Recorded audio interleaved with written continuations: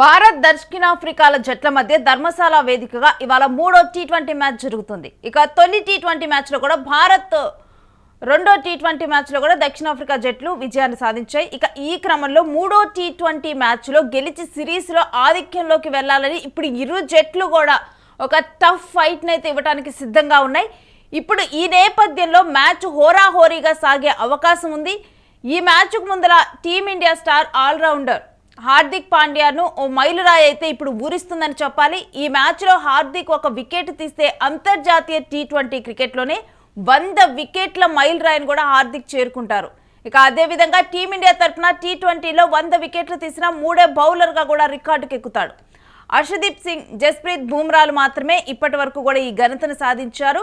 ఒకవేళ కనుక ఈ మ్యాచ్లో కనుక అనుకున్న విధంగా కనుక ఆడితే హార్దిక్ కూడా ఈ ఘనతను సాధించడానికి అతి చేరువలో ఉన్నారు.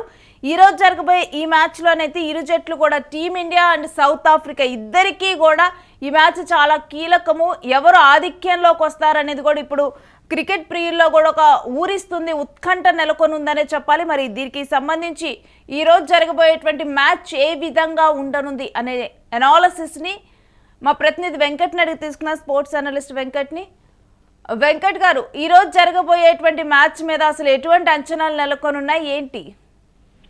ఎస్ రేణు, ఈ టీ20 అంటే మొత్తం కూడా ఈ సౌత్ ఆఫ్రికా సిరీస్ మొత్తం కూడా ఉత్కంఠగానే ఉంది. ఎందుకంటే 2 మ్యాచ్ల టెస్ట్ సిరీస్ ను సౌత్ ఆఫ్రికా వైట్ వాష్ చేయడం, ఇక 3 మ్యాచ్ల వన్డే సిరీస్ లో భారత్ 2-1తో సిరీస్ గెలవడం వంటి జరిగాయి.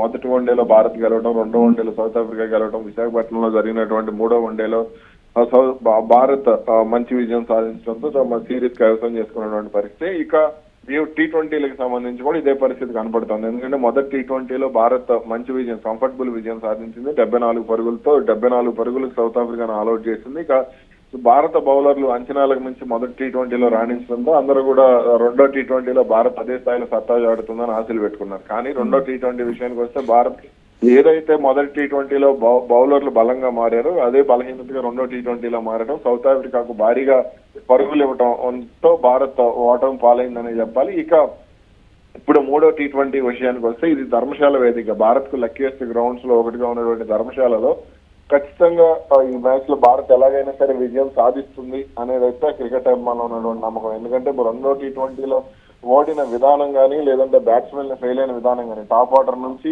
లోయర్ ఆర్డర్ వరకు కూడా అంటే బ్యాట్స్మెన్ కానీ, బౌలర్లు కానీ, మిడిల్ ఆర్డర్ ఇవన్నీ కూడా అత్యంత దారుణంగా ఫెయిల్ అయ్యాయని చెప్పాలి. ముఖ్యంగా వైల్డ్ అంటే ఎక్స్ట్రాలు ఇచ్చే విషయంలో కూడా ఆటగాళ్లు అనుసరించినటువంటి అంటే బౌలింగ్ ఒక లైన్ అండ్ లెంగ్త్ మిస్ అయింది. అంటే కీలక సమయంలో వికెట్లు తీయలేదు అనేది కూడా కొంత వినపడినటువంటి విమర్శ. ఇక ఇప్పుడు మూడో టీ20కి సంబంధించి అనేక జాగ్రత్తలను కూడా తీసుకున్నట్టుగా కూడా తెలుస్తోంది. ఇప్పటికే బౌలింగ్ విభాగంలో కూడా కొన్ని మార్పులు చేసే అవకాశాలు అయితే కనపడుతూ ఉన్నాయి. ముఖ్యంగా హర్షదీప్ సింగ్ ను పక్కన పెట్టే అవకాశం ఉండవచ్చు అనే ప్రచారం జరుగుతోంది. అదేవిధంగా అంటే బ్యాటింగ్ ఆర్డర్ కి సంబంధించి కూడా 1-2 మార్పులు ఉండే అవకాశాలు ఉన్నాయి అనేది కూడా కొంత వినపడుతున్నటువంటి మాట. సంజు శాంసన్ ని తుది జట్లోకి తీసుకొచ్చే అవకాశాలు ఉండొచ్చు అని కూడా అంటూ ఉన్నారు. మరి దీనికి సంబంధించి టీమ్ మేనేజ్మెంట్ ఏం నిర్ణయం తీసుకుంటుందనేది చూడాలి. అయితే ఇక్కడ హార్దిక్ పాండ్యా గానీ, లేదంటే మరో spin bowler Hardik Pandya fast bowling all rounder గా ఉన్నాడు. మరో స్పిన్ బౌలింగ్ ఆల్రౌండర్ ను కూడా తీసుకునే అవకాశాలు అయితే కనబడుతున్నాయి. ఎస్ వెంకట్ గారు, అంటే ఈ రోజు బ్యాటింగ్ అండ్ బౌలింగ్ ఆర్డర్ ఏ విధంగా ఉంటుంది? అంటే బ్యాటింగ్ లో ఓపెనర్ గా ఎవరు దిగనున్నారని మనం అనుకోవచ్చు, ఏంటి?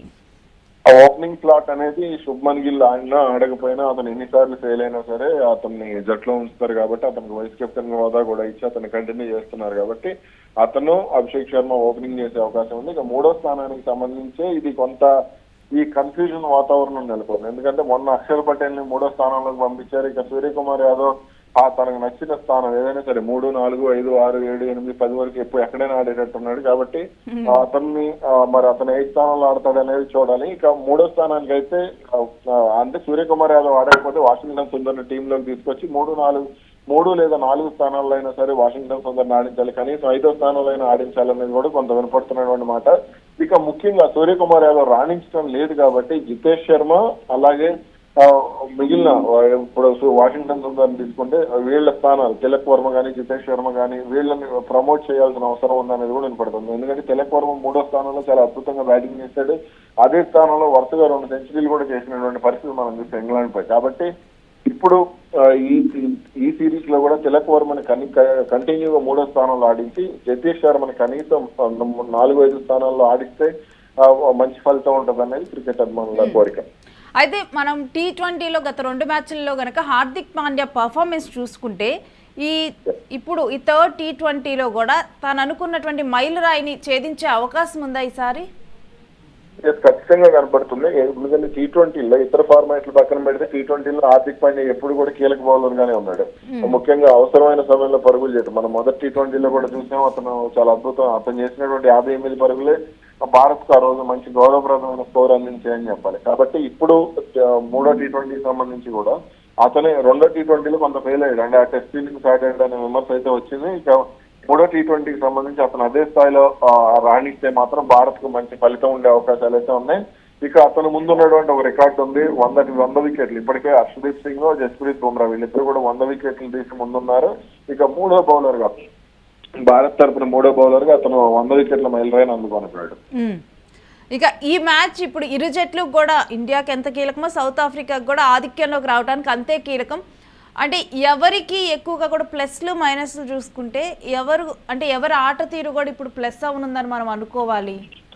ఖచ్చితంగా భారత్ కంటే సౌత్ ఆఫ్రికా, ఇందులో ఎటువంటి మొహమాటం లేదు. భారత్ కంటే సౌత్ ఆఫ్రికానే బలంగా కనపడుతుంది. ఎందుకంటే వాళ్ళ వ్యూహాలు ఆ సౌత్ ఆఫ్రికాని ఏదో తక్కువ అంచనా వేసి బంగ్లాదేశ్ లేదా వెస్టిండీస్ ఇలా శ్రీలంక ఇలా ఈ కోటాలో చూసి వాళ్ళని ఏదో తక్కువ అంచనా వేయడం జరిగింది. కానీ సౌత్ ఆఫ్రికా ఒక పక్కా ప్రణాళికతో భారత్ లో అడుగుపెట్టింది. వాళ్ళు వన్డే సిరీస్ లో గట్టిపోటీ ఇచ్చారు. టెస్ట్ సిరీస్ లో వాళ్ళు కొట్టిన దెబ్బ భారత్ మరో 20-30 ఏళ్ళు గుర్తు పెట్టుకునేటట్టుంది. ఎందుకంటే 2 మ్యాచ్ల సిరీస్ ని వైట్ వాష్ చేయడం అనేది సౌత్ ఆఫ్రికా నిజంగా అద్భుతం అనే చెప్పాలి. ఏ స్పిన్ బౌలింగ్ అయితే భారత్ కు బలంగా ఉందో అదే స్పిన్ బౌలింగ్ వ్యూహంతో భారత్ ను దెబ్బ కొట్టింది. అలాగే బ్యాటింగ్ విషయంలో కూడా మనకంటే వాళ్ళందరూ కూడా చాలా మెరుగ్గా రాణించారు. ఫీల్డింగ్ విషయంలో కూడా వాళ్ళందరూ మనకంటే మన పరిస్థితులు వాళ్ళు అలవాటు పడిన విధానం చాలా అందంగా ఉంది, అద్భుతంగా ఉంది. అలాగే ఇప్పుడు వన్డే సిరీస్ లో కూడా వాళ్ళు ఎక్కడ కూడా తడబడినట్టు ఎక్కడ కనపడలేదు. వాళ్ళు ఏదో ఆఖరి మ్యాచ్ లో ఓడిపోయారు, అది కూడా టాస్ ప్రభావం. కానీ టాస్ వాళ్ళు గెలిచింటే మ్యాచ్ కూడా వాళ్ళే గెలిచిండేవాళ్ళు ఖచ్చితంగా. కాబట్టి ఖచ్చితంగా ఇప్పుడు T20 సిరీస్ కి సంబంధించి కూడా వాళ్ళు చాలా బలంగా ఉన్నారు, మంచి హిట్టర్లు ఉన్నారు.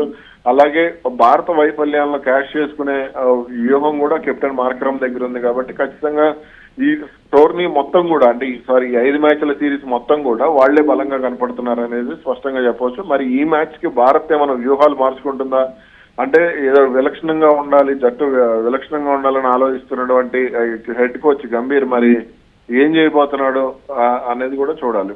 అంటే సౌత్ ఆఫ్రికా ప్లేయర్స్ చూసుకుంటే కనుక బలమైన ప్లేయర్స్ వాళ్ళ ఆట తీరు ఒకసారి మనం మాట్లాడుకుంటే ఏ విధంగా ఉంది?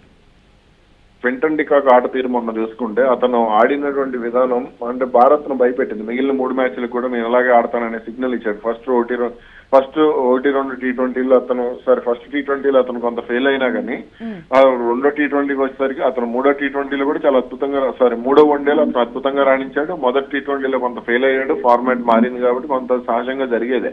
కానీ 2వ T20లో అతను చేసినటువంటి సెంచరీయే భారత్ కు 95 పరుగులే భారత్ కు మ్యాచ్ దూరం చేశాయని చెప్పాలి. ఇక 3వ మ్యాచ్ కి విషయానికి వస్తే ఇప్పుడు అతనే కీలకంగా ఉన్నాడు. అదే విధంగా డెవాల్డ్ బ్రేవిస్ గానీ, ఫెరారీ గానీ, అలాగే ఎయిడెన్ మార్కరమ్ అతను ఎప్పుడైనా ఆడగలిగే సామర్థ్యం ఉన్నటువంటి ప్లేయర్. అలాగే మార్కో ఎన్సేన్ గానీ వీళ్ళందరూ కూడా అద్భుతమైనటువంటి ప్లేయర్లే. భారత్ కు అంటే బౌలింగ్ గానీ బ్యాటింగ్ లో కానీ అవసరమైతే ఏ పాత్ర అయినా సరే పోషించడానికి వీళ్ళందరూ కూడా సిద్ధంగా ఉంటారు. Right, thanks for your analysis Venkat గారు. ఇక ఇవాళ 3వ T20 మ్యాచ్ కూడా జరగనుంది. ఈ T20 మ్యాచ్లో కూడా కంపల్సరీ ఇప్పుడు ఇండియాకి గెలిస్తే ఇండియా ఆధిక్యంలోకి వస్తుంది, లేదంటే సౌత్ ఆఫ్రికా గెలిస్తే సౌత్ ఆఫ్రికా ఆధిక్యంలోకి వస్తుంది. ఇప్పటికీ కూడా ఒకసారి సౌత్ ఆఫ్రికా ఒకసారి భారత్ కూడా విజయాన్ని కైవసం చేసుకొని ఈక్వల్ పాయింట్స్లో ఉన్నాయి. 2 టీమ్స్కి కూడా విజయం చాలా ఇంపార్టెంట్. ఇందులో కూడా మనం భారత్ తరపున చూసుకుంటే హార్దిక్ అయితే ఒక మైల్ రాయిని అయితే చేరుకోనున్నారు. ఇంకొకటి ఏంటంటే గత 2 మ్యాచ్ల్లో కనుక చూసుకుంటే మన టీమిండియాలో కూడా చాలా అంటే పేలవమైన పర్ఫార్మెన్స్ అయితే ఉంది. ఆట తీరైతే చాలా మెరుగుపడాలి, ముఖ్యంగా బ్యాటింగ్ బౌలింగ్ ఆర్డర్ కూడా చాలా మెరుగుపడాలని కూడా ఇటు క్రికెట్ నిపుణులు చెబుతూనే ఉన్నారు. ఇక హార్దిక్ ఆట తీరు చూస్తే కనుక ఈ మ్యాచ్ల్లో T20లో కొంచెం బాగా ఎప్పుడు కూడా పర్ఫార్మెన్స్ ఇచ్చే వ్యక్తి ఎవరంటే హార్దిక్ పాండ్యా అని చెప్తున్నారు. అలాంటిది ఇప్పుడు కొత్త మైలురాయికి కూడా చేరువలో ఉన్నారు హార్దిక్ పాండ్యా. ఈ T20లో కనుక 100 వికెట్ల మైలురాయికి చేరుకుంటాడు అని కూడా చెబుతూ ఉన్నారు క్రికెట్ నిపుణులు. ఇక అదేవిధంగా టీమిండియా తరఫున అయితే T20లో 100 వికెట్లు తీసిన 3వ బౌలర్గానైతే రికార్డుకి ఎక్కనున్నాడు హార్దిక్ పాండ్యా. ఈ రోజు డెఫినెట్గా కూడా ఈ ఘనతను తాను సొంతం చేసుకుంటాడనే ఇప్పుడు స్పోర్ట్స్ నిపుణులు కూడా చెబుతూ ఉన్నారు, స్పోర్ట్స్ అనలిస్ట్ కూడా. ఇక హర్షదీప్ సింగ్, జస్ప్రీత్ బూమ్రాలు ఇప్పటి వరకు కూడా ఈ ఘనతను సాధించుకున్నారు. ఇప్పుడు హార్దిక్ పాండ్యా మూడో వ్యక్తిగా మారబోతున్నారని చెప్తున్నారు. అయితే ఈ మ్యాచ్లో మరి భారత్ ఆట తీరు బాగుందా, సౌత్ ఆఫ్రికా ఆట తీరు బాగుందా అంటే డెఫినెట్గా కూడా క్రికెట్ చూసే వాళ్ళందరూ కూడా అర్థమైపోయింది సౌత్ ఆఫ్రికా చాలా బాగా రాణిస్తుందని. ఈరోజు మ్యాచ్ జరగబోయేటువంటి ప్లేస్ కూడా టీమిండియాకి కూడా చాలా అంటే కలిసి వచ్చే ప్లేస్ అయినప్పటికీ కూడా ఈరోజు మరి ఏ జట్టు గెలుస్తుంది, ఎందుకంటే పర్ఫార్మెన్స్ ధర్మశాల అనేది కూడా ఇండియాకి బాగా కూడా అక్కడ కలిసి వచ్చింది ఆ ప్రాంతం. కానీ సౌత్ ఆఫ్రికా కూడా ఏంటంటే వాళ్ళు తొందరగా కూడా ఇమిడిపోయారు, అవతల వాళ్ళకి తగ్గట్లుగా కూడా సౌత్ ఆఫ్రికా టీం కూడా తొందరగా కూడా వాళ్ళు అక్కడ ఉన్న పరిస్థితులకు అలవాటు పడుతున్నారు. మరి అలాంటప్పుడు సౌత్ ఆఫ్రికాకు కూడా ఈక్వల్ ఛాన్సెస్ ఉండే అవకాశం అంతే కనిపిస్తుంది అంటున్నారు. ఇంకొకటి ఏంటంటే సౌత్ ఆఫ్రికా ఆట తీరు చాలా బాగుంది, సో ఎక్కువగా కూడా విజయ అవకాశాలు అయితే సౌత్ ఆఫ్రికాకే కనిపిస్తున్నాయి. గత మ్యాచ్లో సౌత్ ఆఫ్రికా అంటే ఫస్ట్ మ్యాచ్లో చూసుకుంటే సౌత్ ఆఫ్రికా గెలవలేదంటే అప్పుడు టాస్ గెలవకపోవటం వల్లే ఓడిపోయింది, లేకపోతే టాస్ గెలుచుంటే కనుక ఆ విజయం కూడా సౌత్ ఆఫ్రికా ఖాతాకే వెళ్ళేదని కూడా స్పోర్ట్స్ అనలిస్ట్ అయితే చెప్తూ ఉన్నారు. మరి ఈ నేపథ్యంలో ఈరోజు జరగబోయేటువంటి మ్యాచ్లో ఎవరు గెలుస్తారు, గత మ్యాచ్ల నుంచి లేకపోతే ఇప్పటికే కూడా క్రికెట్ అభిమానుల నుంచి వస్తున్నటువంటి కామెంట్స్ని కానీ వ్యతిరేకతని కానీ ఈ మ్యాచ్ ఆట తీరు మీద వస్తున్నటువంటి వాటిని కన్సిడర్ చేసి మరి భారత్ టీం ఈ రోజైనా కానీ చాలా తెలివిగా స్పోర్ట్స్ బ్యాటింగ్ ఆర్డర్ కానీ బౌలింగ్ ఆర్డర్ కానీ మార్చుకొని తెలివిగా ఆడి గెలుస్తుందా, లేకపోతే ఇదే రకమైన పేలో పర్ఫార్మెన్స్ ఇచ్చి batting order bowling order confusion స్టేట్లో ఉండిపోయి మరలా కూడా ఈ థర్డ్ మ్యాచ్లో కూడా విజయాన్ని సౌత్ ఆఫ్రికాకి ఇస్తుందా ఏంటి అనేది చూడాలి.